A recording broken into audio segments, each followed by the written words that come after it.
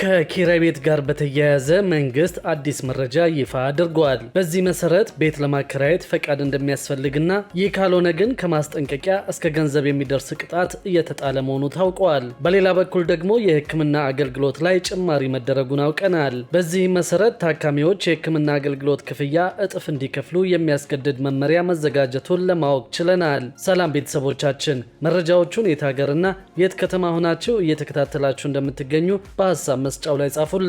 በየትኛው ጉዳይ ላይ መረጃ እንድናቀርብላችሁ እንደምትፈልጉ ማሳውቁን። አሁን ዝርዝር መረጃዎቹን አንድ በአንድ ወደ እናንተ እናደርሳለን። እስከ መጨረሻው አብራችሁን ቆዩ።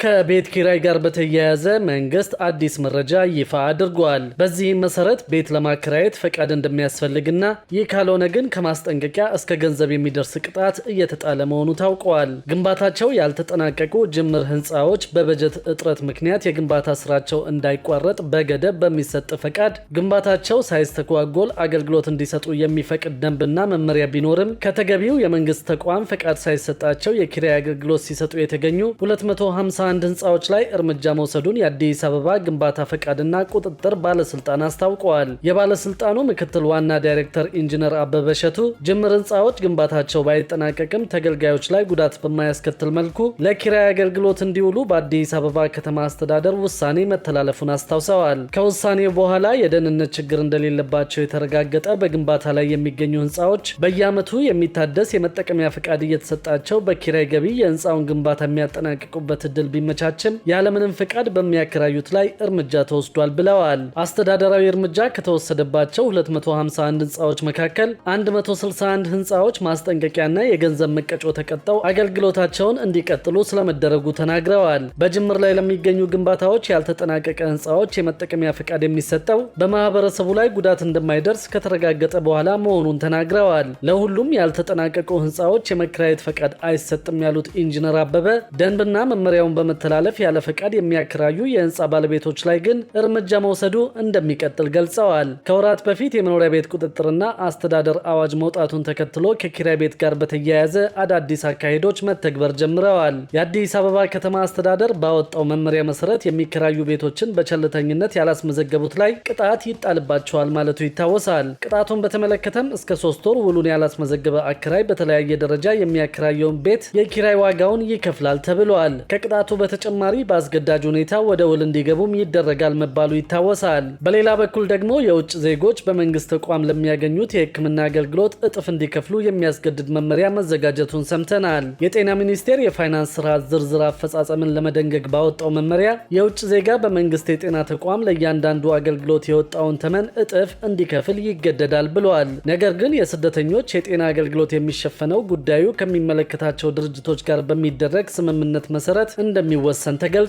ሆስፒታሎች፣ ጤና ጣቢያዎችና ሌሎች የጤና ተቋማት አግባብነት ባለው ህግ መሰረት የአገልግሎት ክፍያ እንደሚያስከፍሉ የሚደነግገው መመሪያው የፌዴራልና የዩኒቨርሲቲ ሆስፒታሎች የአገልግሎት ተመን በየ3 ዓመቱ ይከለሳል ይላል። በክልሎች የሚገኙ የጤና ተቋማትን በሚመለከት በክልሎች ህግ መሰረት በተቀመጠው የጊዜ ገደብ እንደሚከለስ ተመላክቷል። የጤና አገልግሎት ተመን ክለሳ ሲደረግም የማህበረሰቡን የመክፈል አቅም ታሳቢ እንደሚደረግ፣ ተመኑ ሲሰላም የጤና ተቋማትን ደረጃና የሚገኙበትን ቦታ ከግምት ውስጥ በማስገባት እንደሚሆን መመሪያው ያስረዳል። የመድኃኒትና ሌሎች አላቂ የህክምና ቁሳቁሶች ዋጋ ሲተመን መጓጓዣን ጨምሮ አጠቃላይ ወጪው ላይ ከ25 እስከ 30 በመቶ ተጨማሪ ተደርጎ እንደሚሆን ተገልጿል። የጤና ተቋማት ከመንግስት በጥቅል ከሚያዝላቸው በጀት በተጨማሪ ከሚሰጡት አገልግሎት ከሀገር ውስጥና ከውጭ ሀገሮች በአይነትና በጥሬ ገንዘብ ከሚገኝ ድጋፍ፣ ከታካሚዎች ከሚሰበሰብ ገቢ እንዲሁም ደግሞ ከግል ህክምና መስጫ ክፍል ለጤና ተቋማት የሚከፈል የገቢ ድርሻ የገቢ ምንጫቸው መሆኑን በመመሪያው ተመላክቷል።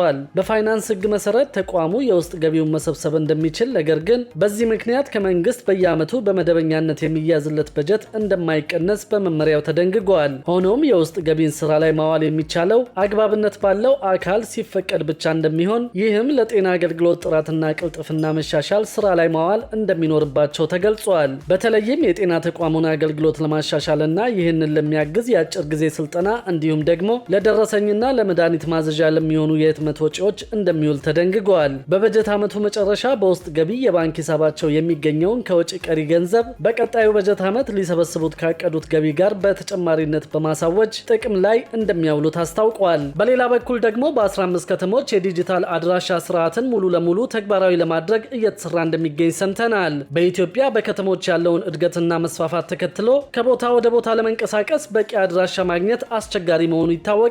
ኢትዮጵያም ችግሩን ለመቅረፍ የዲጂታል አድራሻ ስርዓትን ከሐምሌ ወር 2014 ዓ.ም ጀምሮ ተግባራዊ እያደረገች እንደሚገኝ ታውቋል። የዲጂታል አድራሻ ስርዓት ማንኛውም ሰው በቀላሉ አንድን ቦታ ሊረዳው በሚችል መልኩ ለሰዎች ማሳወቅ የሚችልበት መገኛ ተኮር አሰራር ነው። የስፔስ ሳይንስና ጂኦስፓሻል ኢንስቲትዩት የዲጂታል አድራሻ ስርዓት ፕሮጀክት ስራ አስኪያጅ አቶ አግማሴ ገበየው በዲጂታል ስርዓቱ አማካኝነት የቢሾፍቱ ከተማ የሙከራ ትግበራ ተጠናቆ በየካቲት ወር 2016 ዓ.ም አገልግሎቱ ሙሉ ለሙሉ ተግባራዊ መሆን መጀመሩን ገልጸዋል። የቢሾፍቱን መልካም ተሞክሮ በመውሰድ ስርዓቱን ወደ ሌሎች ከተሞች የማስፋፋት ስራ እየተከናወነ እንደሚገኝ አመልክተዋል። በአዲስ አበባ፣ አዳማ፣ ሐረር፣ ባህር ዳር፣ ደብረ ብርሃንና ጅማ ከተሞች የአየር ፎቶግራፍ የማንሳት፣ ዳታ ዝግጅት፣ አድራሻ መስጠት፣ የመረጃ ዝግጅት፣ የካርታ ዝግጅቶችና ከዲጂታል ስርዓት የማስተሳሰርን ጨምሮ የተለያዩ ስራዎች በመገባደድ ላይ እንደሚገኙ ጠቁመዋል። የስድስቱ ከተሞች የሙከራ ጊዜ ተጠናቆ እስከ ታህሳስ 30 ቀን 2018 ዓ.ም ባለው ጊዜ ውስጥ ሙሉ ለሙሉ ተጠናቆ ወደ ትግበራ እንደሚገባ ጠቁመዋል። በ2017 በጀት ዓመት ስራቸው የተጀመረው ኮምቦልቻ፣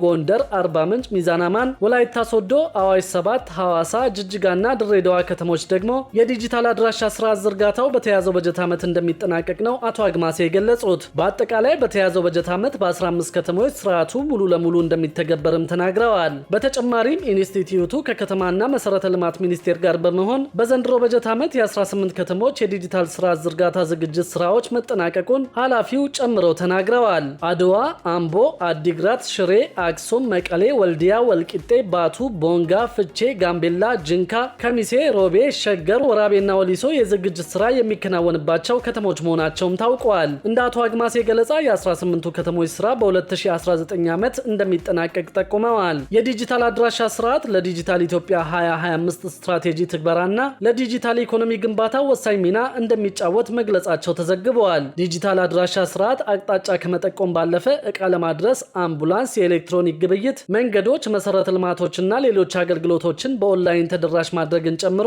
ዘርፈ ብዙ ጠቀሜታ እንዳለውም አብራርተዋል። በ10 ዓመቱ መሪ ልማት እቅድ 73 ከተሞችን የዲጂታል አድራሻ ስርዓት ተጠቃሚ ለማድረግ እቅድ ተይዞ እየተሰራ እንደሚገኝም ስራ አስኪያጁ ጠቁመዋል። በሌላ በኩል ደግሞ ከ8 ሚሊዮን በላይ ዜጎች በቴሌብር አማካኝነት የብድር አገልግሎት ማግኘታቸው ተገልጿል። ኢትዮ ቴሌኮም በቴሌብር አገልግሎት አማካኝነት 8.4 ሚሊዮን ለሚሆኑ ዜጎች ከ19.8 ቢሊዮን ብር በላይ ማበደሩን አስታውቀዋል። በቴሌብር አገልግሎት ከ4.1 ትሪሊዮን ብር በላይ ግብይት መፈጸሙ የተገለጸ ሲሆን በቀን 7.6 ቢሊዮን ብር የገንዘብ እንቅስቃሴ መኖሩም ተመላክቷል። ክብራትና ክብራን የአዲስ ቢዝነስ የዩቲዩብ ቻናል ተከታታዮቻችን ይህንን ቻናል ሰብስክራይብ ሳታደርጉ የምትከታተሉን ከሆነ ቢዝነስና ሌሎች ተያያዥ ጉዳዮችን በተመለከተ አዳዲስ መረጃ ለማግኘት የዩቲዩብ ቻናሉን ሰብስክራይብ በማድረግ ቤተሰብ እንድትሆኑም በትህትና እንጠይቃለን።